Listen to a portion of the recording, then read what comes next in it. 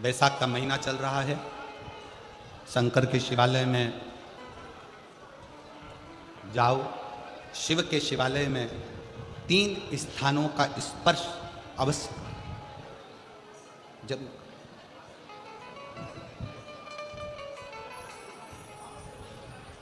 किसी किसी मंदिर में शंकर जी के शिवलिंग को छूने नहीं देते, जैसे दक्षिण साइड में, साउथ में। तो अपने ही घर में जो शिवलिंग है उसके 3 स्थानों का स्पर्श अवश्य समझिए।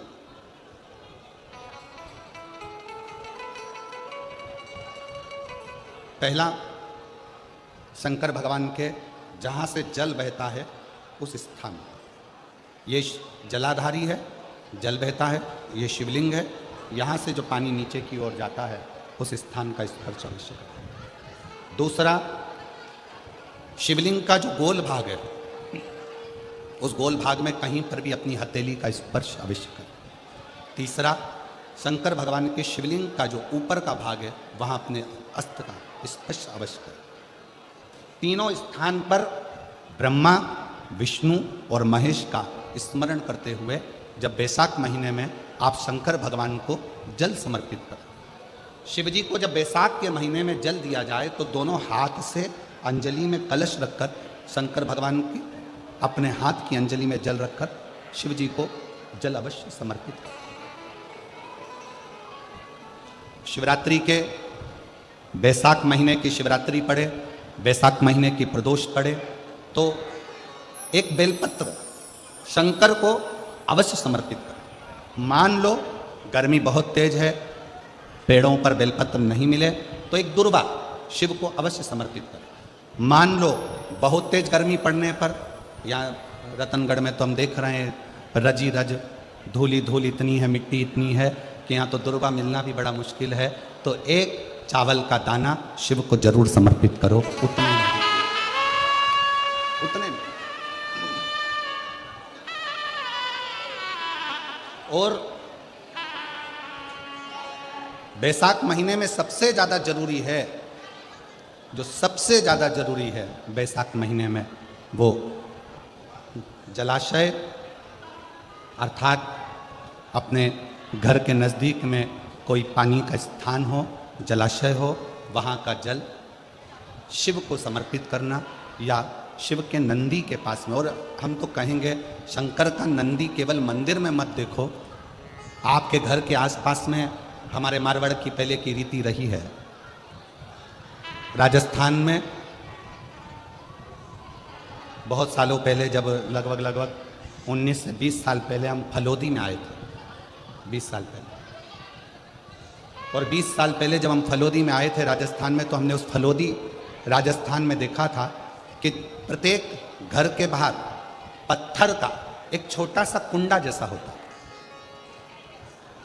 2 चीजें हमने फलोदी राजस्थान में प्रत्येक घर के बाहर 20 साल पहले देखी थी।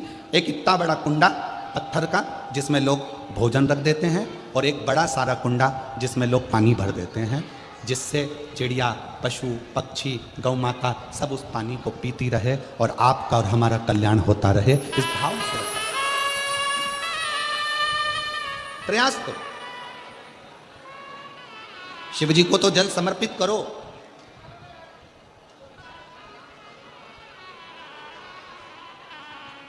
साथ में कोई जीव का भी अगर कल्याण हो जाए आपके 1 लोटा जल से, तो उसको भी जल उसको भी।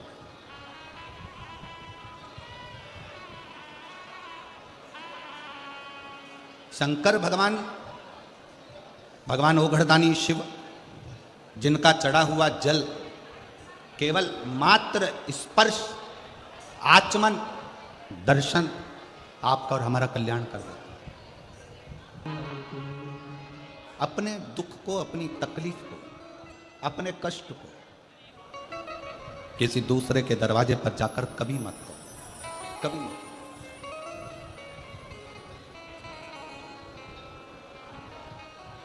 अपने दुख को, अपनी तकलीफ को शिव जी के मंदिर में जब 1 लोटा जल चढ़ाने के लिए जाओ, जब शिवालय में 1 लोटा जल लेकर जाओ, जल चढ़ाते समय पंचाक्षर षडाक्षर मंत्र का जाप श्री शिवाय नमस्तुभ्यम का जाप करो।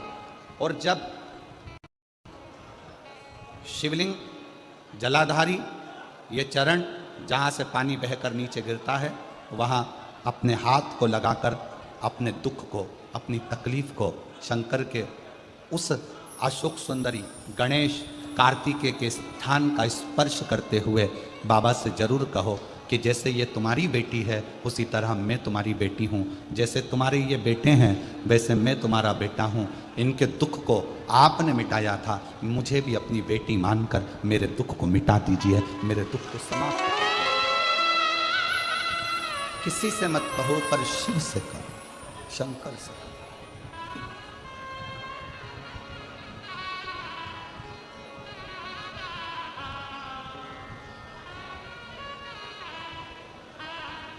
जब आप चरण पकड़कर अशोक सुंदरी की जगह पर अपने हाथ का स्पर्श कर कर गणेश कार्तिकेय के स्थान का स्पर्श कर कर शिव से कहोगे तो शंकर अपनी औलाद आपको बनाएंगे और अपनी पुत्री समझकर आपका दुख जरूर मिटाएंगे। पुत्र से श्री शिवाय नमस्तुभ्यम ज़्यादा नहीं तो 11 बार तो निकाल लिया करो। ये शरीर, ये हृदय, ये चित्त, ये वृत्ति परमात्मा के चरणों में जाती है।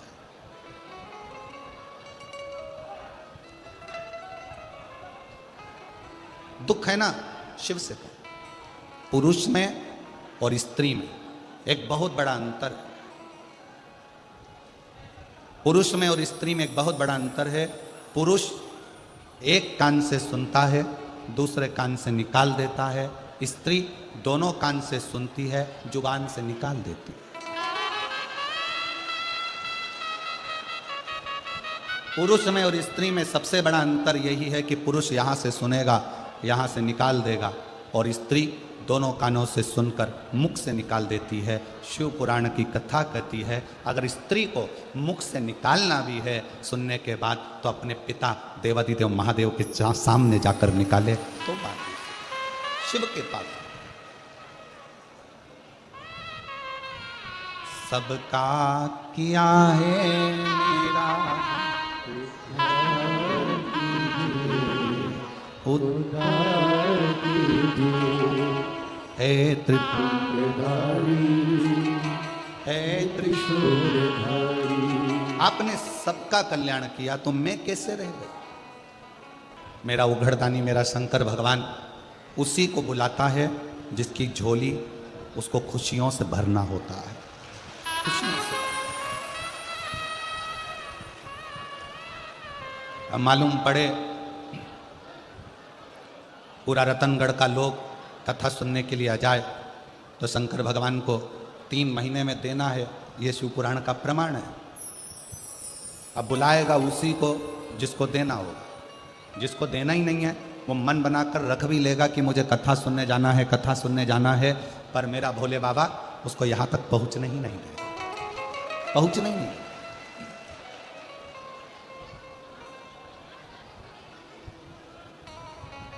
कल कथा में अपन ने श्रवण किया था कि संकल्प आपका होता है और पूरा करने वाला देवादिदेव महादेव।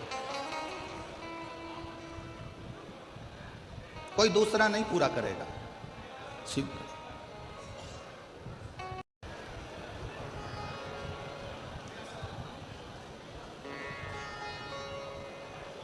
भाई श्री हनुमान प्रसाद जी पोद्धर जी ने अपनी वाणी में कल्याण के शिव अंक में, अगर बन सके तो आप पढ़िएगा, कल्याण के शिव अंक में भाई श्री ने एक लाइन लिखी है। भाई श्री ने अपनी वाणी में लिखा कि भगवान को पाने के लिए अगर तुम अपने दिल से एक बार अगर मुख से कह दोगे कि हे प्रभु मैं तुम्हारा हूं और तुम मेरे हो, बस ये बात अगर दिल से कह दी तो परमात्मा भी तुम्हारा हो जाता है और तुम परमात्मा के हो जाते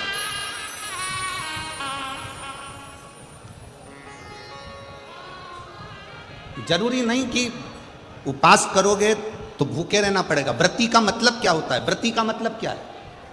एक सिंहपुर प्रदेश में एक व्रती ब्राह्मण रहता था। व्रती ब्राह्मण का मतलब यह है कि वो कुछ खाए पीने से या उपास रखने से, साबूदाना खाने से, मोरधन खाने से, चिप्स खाने से, वेपर्स खाने से, पपीता खाने से, सेवफल या केला खाने से व्रत नहीं होता। व्रत का मतलब है कि तुमने एक नियम बना लिया कि मैं रोज अपने घर से 1 लोटा जल लेकर शंकर के मंदिर जाऊंगी, या आपने कोई नियम बना लिया कि मैं 15 मिनट शंकर का भजन करूंगी, या नियम बना लिया राम नाम, कृष्ण नाम, शिव नाम जपूंगी, ये तुम्हारा व्रत हो गया,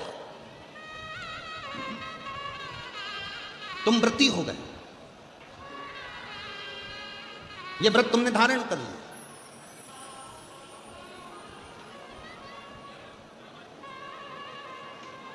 कई माताओं ने नियम बनाया, रतनगढ़ की ही रहने वाली माताएं, कई माताएं रतनगढ़ की ही रहने वाली पंडाल में रह रही है, कई माताएं रतनगढ़ की।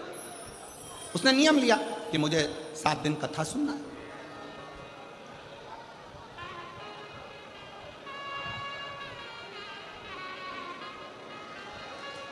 उसका नियम था, व्रती है। व्रत करने का मतलब यह नहीं है कि तुमने उपास करा, कुछ खाया पीना छोड़ दिया, कुछ खाना पीना छोड़ दिया तो भगवान तुमसे प्रसन्न हो जाएगा। शिव महापुराण की कथा कहती है, शंकर भगवान की कथा कहती है, यहाँ शिव पुराण कहती है कि आपका एक व्रत, कुछ भी अपनी जिंदगी में एक संकल्प, एक नियम ले लो, शिव पूरा कर देगा, व्रती हो गया। एक ब्राह्मण रहता था, बड़ा व्रती था, महाव्रती।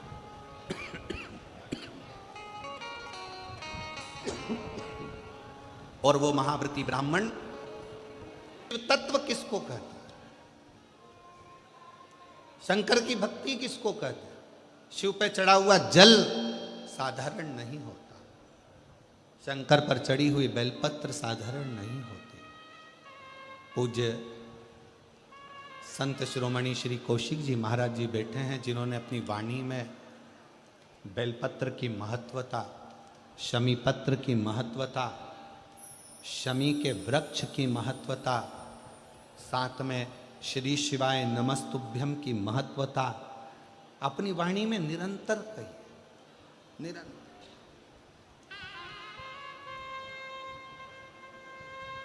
शिव जल साधारण नहीं है, शंकर की भक्ति साधारण नहीं है, शिव स्मरण साधारण है।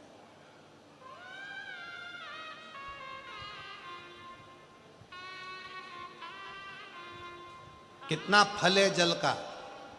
पार्वती जी को मालूम था शंकर जी को इतनी जल्दी प्रसन्न नहीं कर सकते, तो पार्वती जी ने एक नियम बनाया, पार्थिव शिवलिंग का निर्माण करना और शिव जी पे जल चढ़ाना। 1 लोटा जल सारी समस्या का हल। एक पार्थिव लिंग का निर्माण कर कर जल समर्पित करते। कितना कितना अर्चन माता पार्वती जी के जीवन में, कितना कितना अर्चन। माता पार्वती मैया जब जब जल भरने के लिए जलाशय में जाती हैं और शिव जी को जल चढ़ाने के लिए लेकर आती हैं, तो बीच में मगर उनको रोक लेते हैं।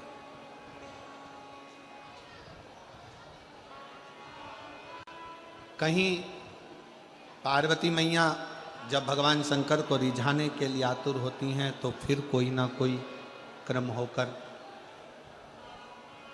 उनकी अर्चना जो हो रही है, भजन जो हो रहा है, स्मरण जो हो रहा है, उसमें अड़चन दी जाती है। शिव महापुराण की कथा कहती है कि जब भी आप कोई तप करेंगे, साधना करेंगे, भजन करेंगे, कीर्तन करेंगे, मंत्र जाप करेंगे, नाम जाप करेंगे, स्मरण करेंगे, तो थोड़ी ना थोड़ी अड़चन बीच में आएगी, आती है। और उसमें घबराना नहीं है, उस अड़चन में अपन को घबराने का काम नहीं है। एक बड़ा सुंदर व्याख्यान वर्णन है।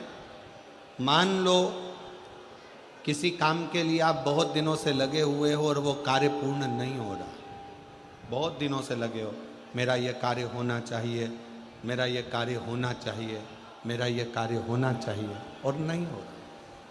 तो शिव महापुराण का एक बड़ा सुंदर सा भाव कहा, बहुत सुंदर सा भाव वर्णन किया कि बेलपत्र का जो नीचे का जो भाग होता है, बेलपत्र के जो नीचे का जो भाग है, इस नीचे के भाग में थोड़ा सा गाय का घृत, देसी गाय का थोड़ा सा घी घृत इस नीचे के भाग में लगा लेना चाहिए। ये उनके लिए भी है जो बहुत दिनों से कोई कार्य करना चाह रहे हैं पर हो नहीं रहा, बहुत दिनों से लगे हुए हैं, आज होगा, कल होगा, परसों होगा, कोई फाइल अदालत में अटकी हुई है, कोई प्रशासनिक कार्य अटका हुआ है, कोई कार्य अटक रहा है, उसके लिए बहुत जरूरी। नीचे की जो डंडी है उसमें घृत लगा लो, घी गाय का, और इस दो पत्ती और बीच की पत्ती के बीच का जो डंडी का भाग है, बीच की जो डंडी का भाग है, इसमें लाल चंदन लगा लीजिए, बीच के भाग में लाल चंदन। और किसी भी प्रदोष के दिन प्रातः से लेकर शाम तक के बीच में, प्रदोष काल के मध्य तक के बीच में कभी भी इस बेलपत्र को शंकर भगवान को, ये जो डंडी का मुख है, ये डंडी का मुख जलाधारी की ओर हो और इस बेलपत्र को शिव जी पर समर्पित कर दो। एक लोटा जल जो आप लेकर गए हो उसको 3 बार इसी बेलपत्र को चढ़ाने के बाद जो जल लेकर गए हो वो 3 बार अपनी कामना कर कर इस बेलपत्र पर समर्पित कर दो। इसी बेलपत्र को वापिस लेकर आ जाइए और अपने कोई भी स्थान पर, पूजन वाला आदि कोई भी स्थान हो वहाँ उसको रखिए। 3 महीना तो जाने दो, अगर बाबा ने चाहा तो 15 दिन भी नहीं लगने देगा और कार्य की सफलता जरूर, कार्य की सफलता जरूर। शिव उपासना पार्वती जी के जीवन में, माता पार्वती जी के जीवन के अंतर्गत कितनी कितनी अड़चन है, कितनी अड़चन, पर